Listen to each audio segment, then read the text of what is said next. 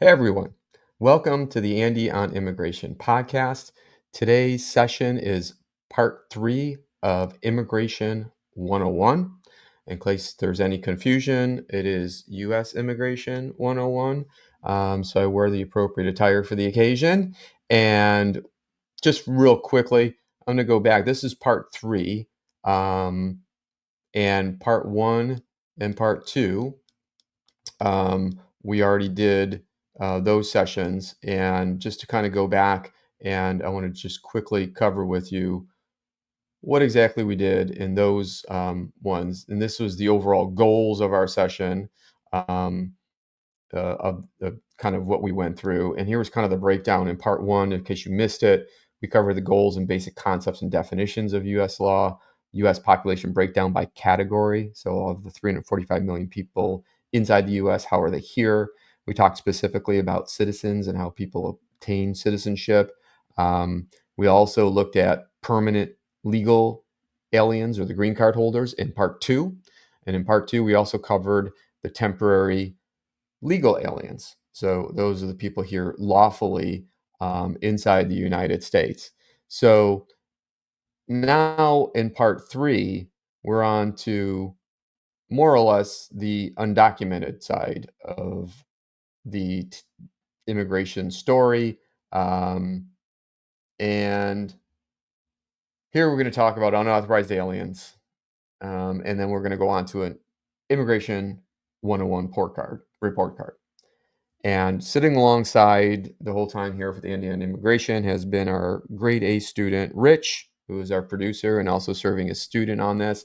Hopefully, Rich is still there. Yes, he is. Yay, Rich is still there. Rich, we'll get back to you in a minute. He's been doing a bang up job behind the scenes here and also been asking good questions. So he's up to an A minus after part two of three. We'll see if he can bump that all the way up to an A in part three. So all of you at home, I hope you will follow along with me for part three, and we're going to focus on the unauthorized aliens inside the United States. Now, if you go back to kind of where we started with all of this, um, we talked about two big components in the US. There was all the citizens was one group, then aliens. Those were the two big subdivisions. And among the aliens, we had a bunch of people who are lawful, including green card holders and people here for work and an L1 or H1 status or as a visitor. Then we had humanitarian people who are here lawfully, temporarily, and TPS status, a temporary protected status, or in another type of, who maybe came here as permanent residents as an asylee, or maybe they're stuck in a limbo status, one of these like the DACA kids or persons who came in here in CHNV, a special parole status for Cuba, Haiti, Nicaragua, and Venezuelans. And now we're on to that group that's really at the center of most discussions in 2025, which is the unauthorized alien group, which we estimate to be some 11 million of those inside the US right now. And again, there's various estimates that go anywhere from 8, 9, 10, up to 17 million that I've seen different numbers out there. I'm kind of using a roughly around 10 or 11 million number. And though, again, it's only an estimate because these people are broadly living in the shadows, so they can't easily be identified. Now, of these, I estimate that perhaps some 8 million of them are actually employed in the United States, or the great number of them. And that's probably those who are unauthorized here, but in the adults, I guess, and some of the other ones might be kids are unable to work, but for the vast majority of them probably are working and employed in the United States.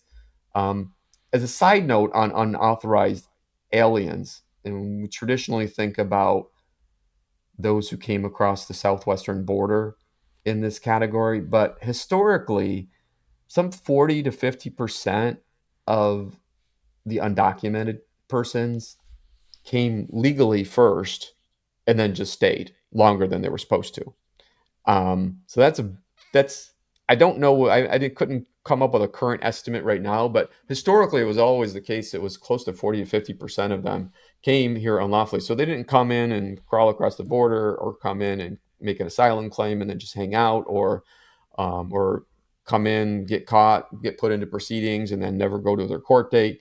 they weren't those groups of people. They came here in valid status, working or as a visitor or what have you, and just never left.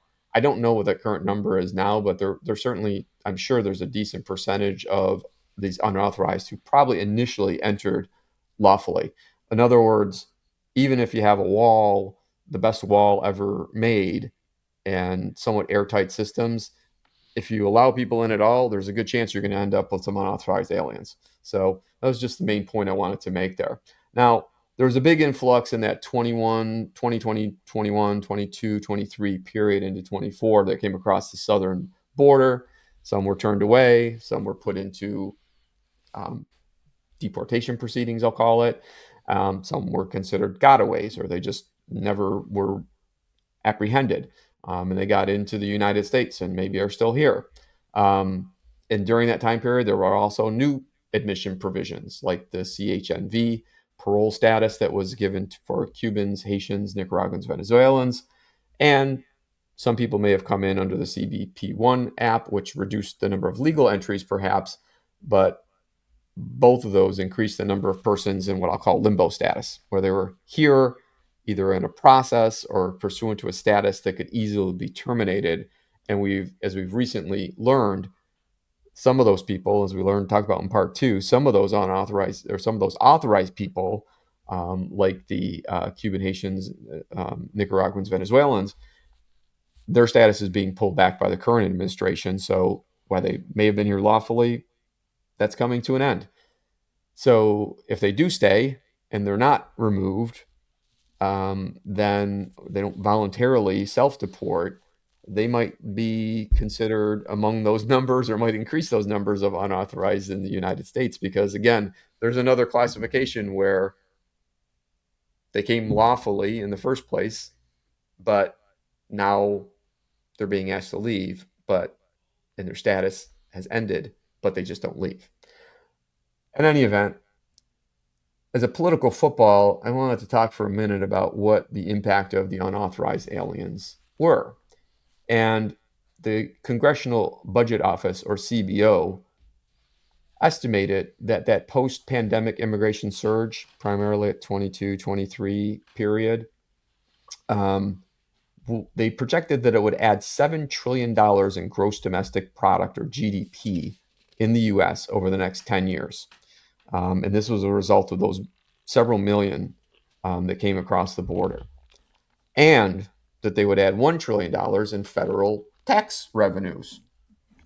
So immigrants, even undocumented ones, do pay taxes in many cases.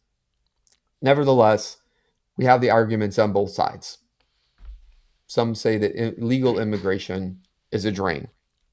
And you hear that from primarily the anti immigration groups who will say, point to certain statistics on what the cost is to the US government and the economy as a whole.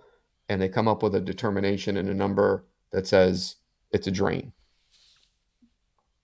Some say legal immigration is a positive. Of course, this would be the pro immigration group. And statistically, and I'll go into some of these statistics in a moment, at a high level, it does seem that they can be a positive in many ways. They're working, many of them are paying taxes, they're contributing into Social Security.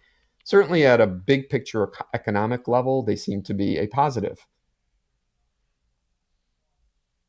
Now, if you consider how they could be a positive in that sense by contributing to Social Security and paying federal taxes or income taxes in many states, consider that unauthorized immigrant workforce is probably over 4% of the overall US workforce. Again, these are all estimates because we don't know for certain these numbers, and the government doesn't know for certain these numbers.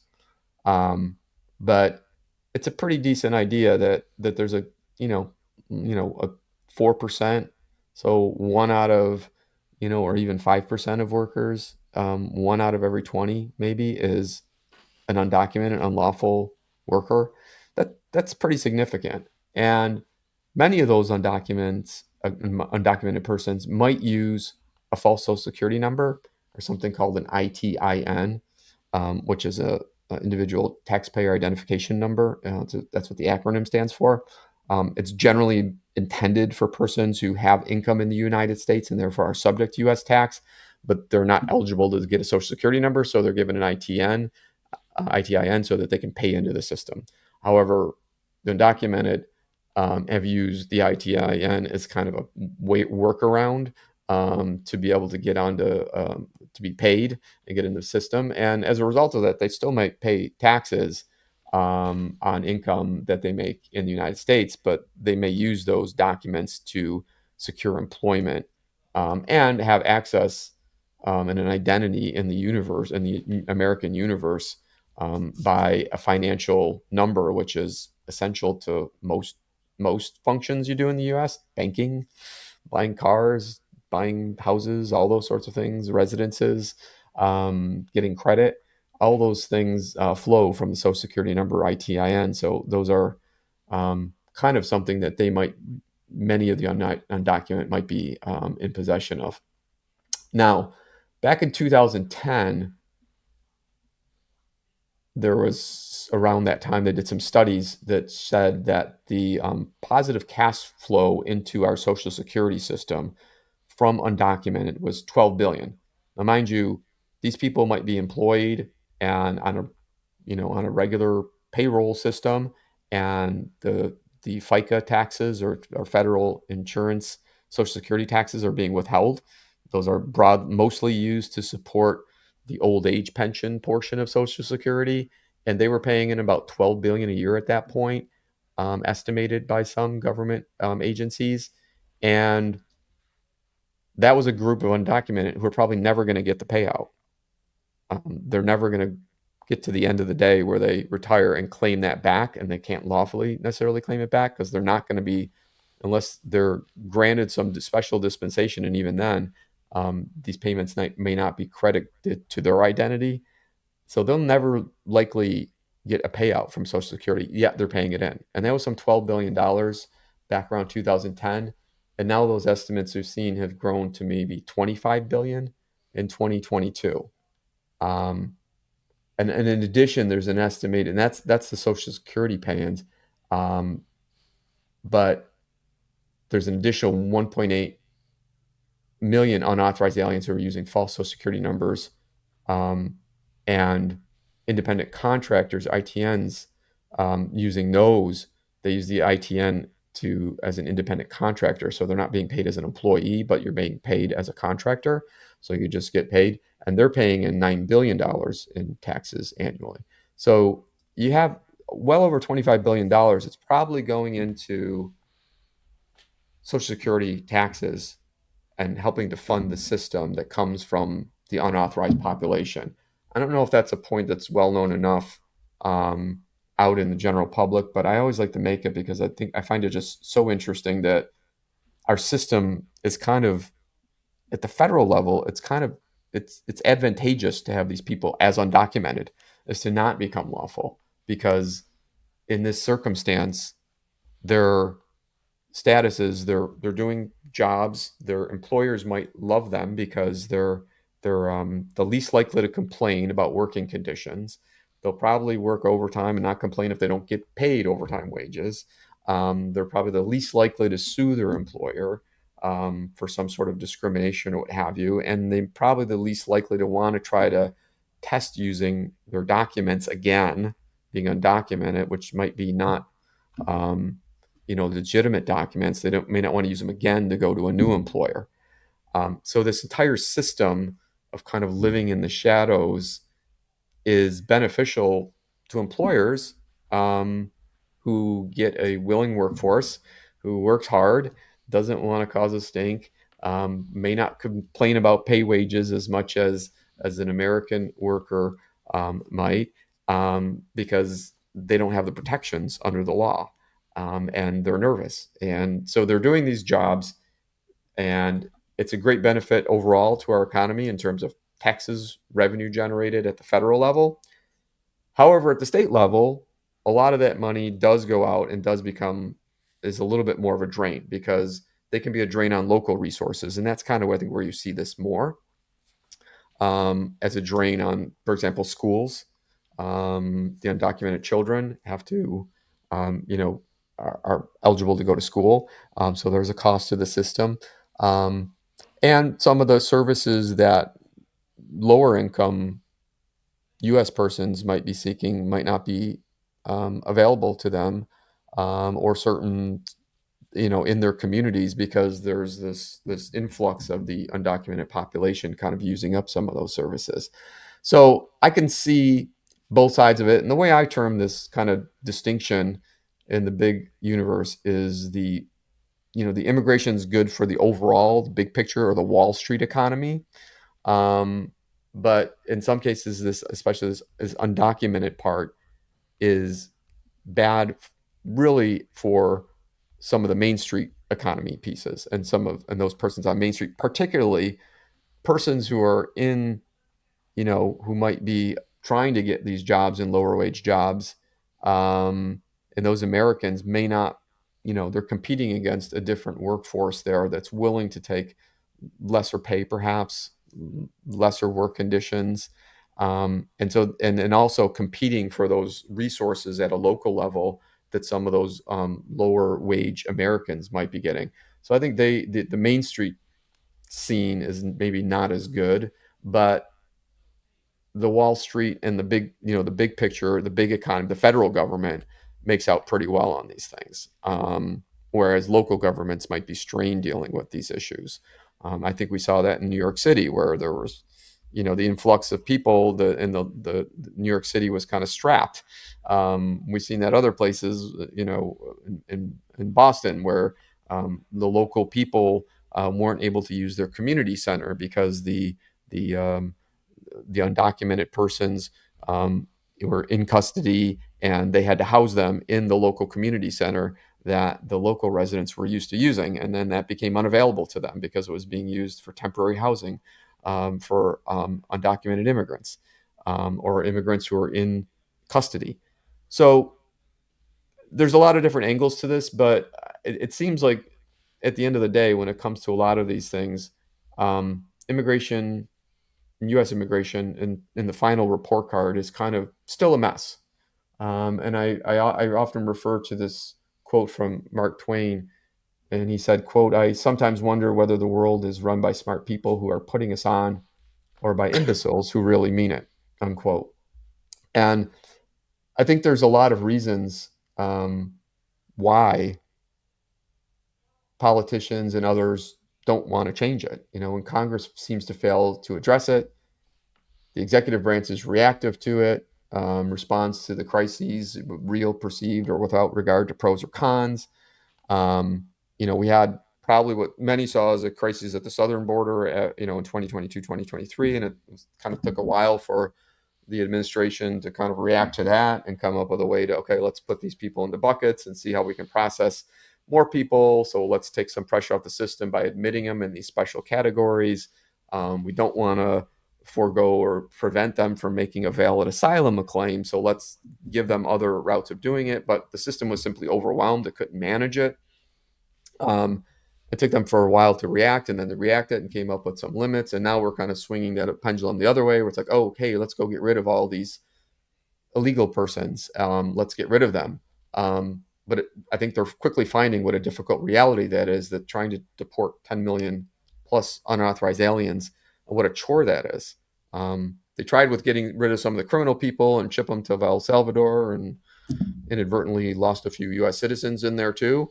Um, Not necessarily good for the system, but then and then they went and made videos there and kind of tried to scare all the people into saying, okay, you really need to get out. And then they started sending out letters to people saying it's time to get out. And then they've been doing occasional raids and things like that. A few weeks ago, they did one here in Florida, which combined multiple agencies from the federal government, from the state government, local sheriffs, city police, and such, state troopers or state police, and federal ICE and other agencies.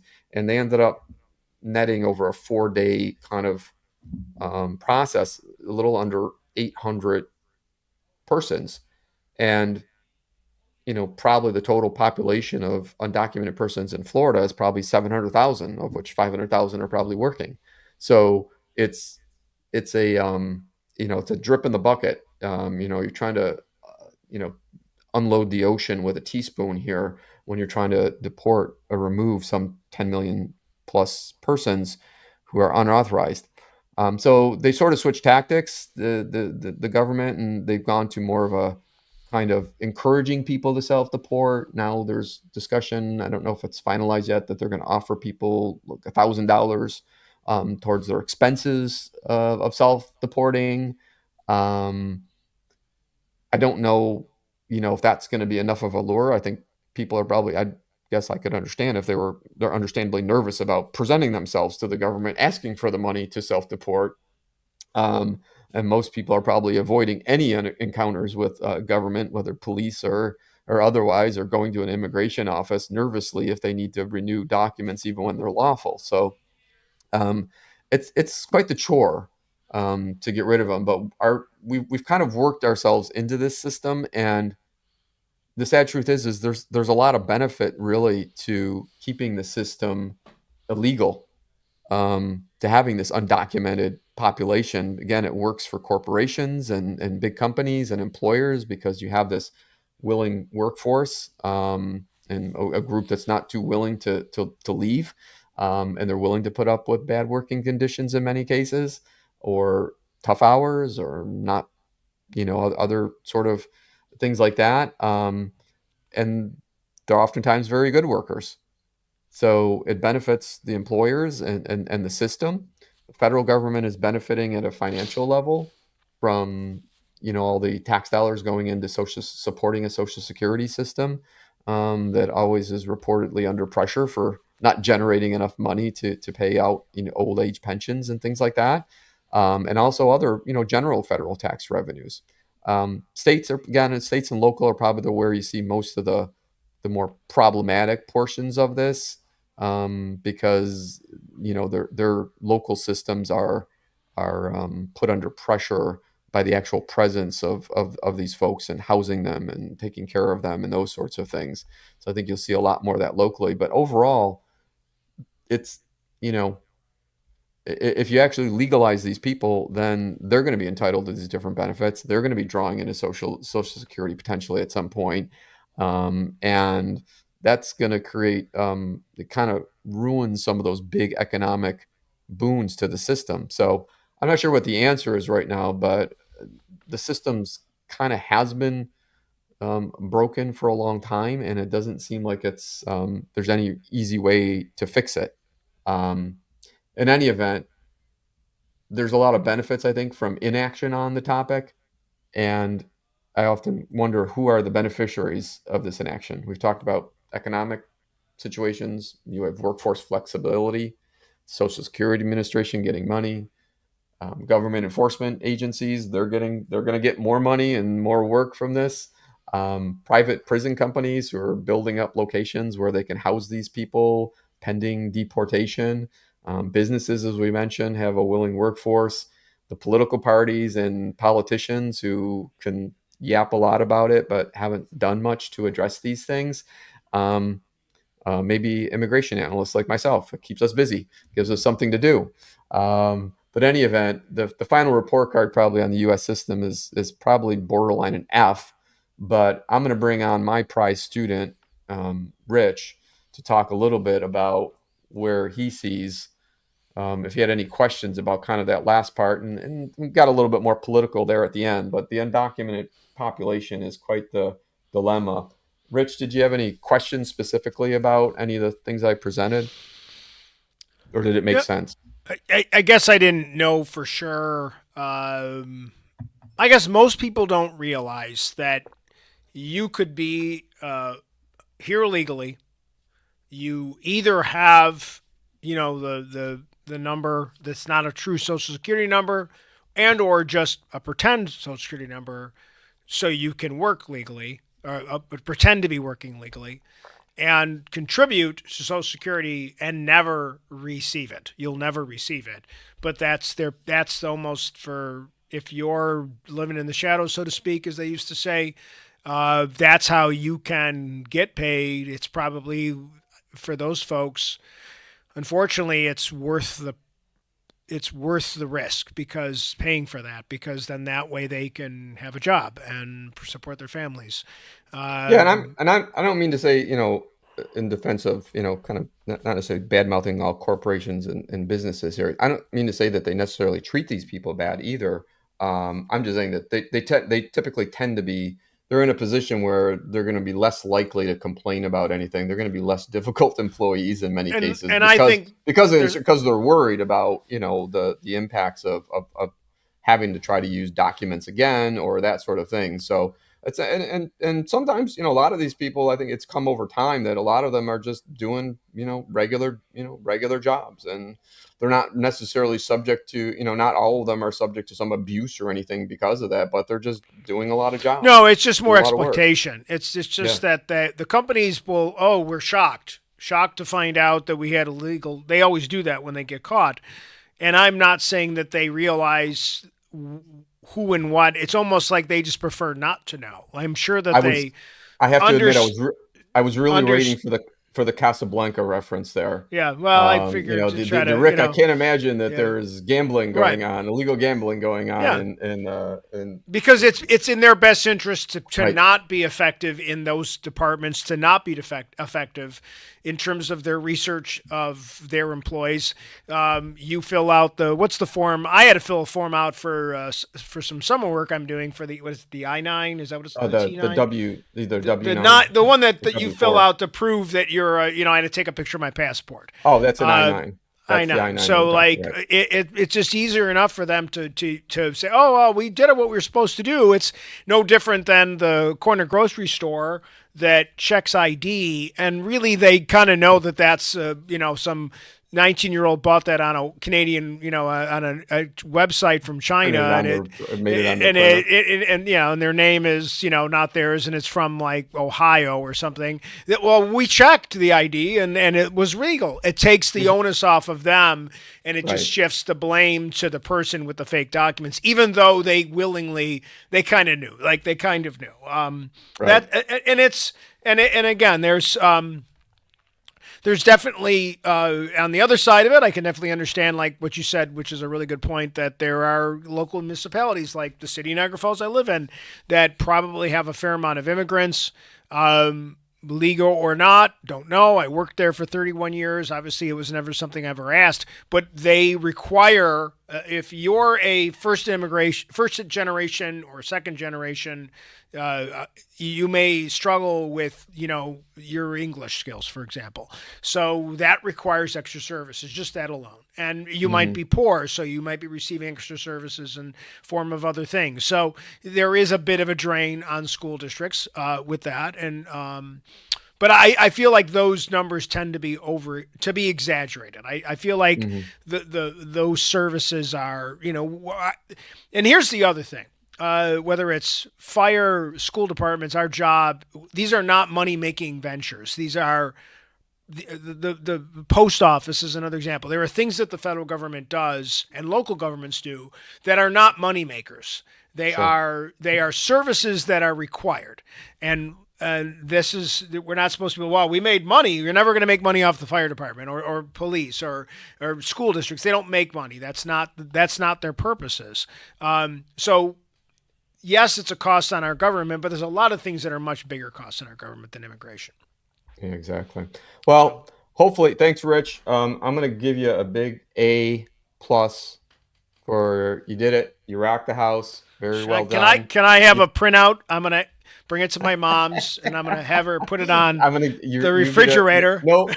Everybody does not get a trophy, but you will get a Damn it! certificate. But I want something I can bring to my mom's and Yes, say, "Hey, can you hang this on the fridge, mom? I got an A." you can you can get her an I survived shirt. I'm I glad it was an A survived plus because if it was an immigrant. A, she would have said, "Why didn't you get an A plus?" So that would have been.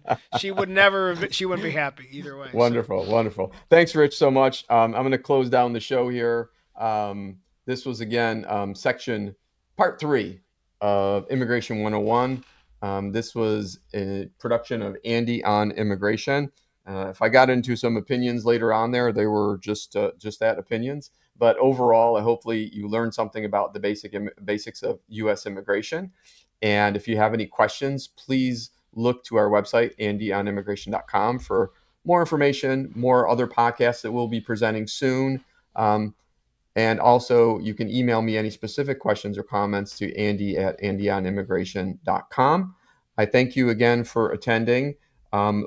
Again, this was more of a general session. I hope you got something out of it. We will be moving on to sessions maybe a little bit more technical coming up in the near future, maybe some of those directed more towards immigration professionals themselves. So stay tuned for those.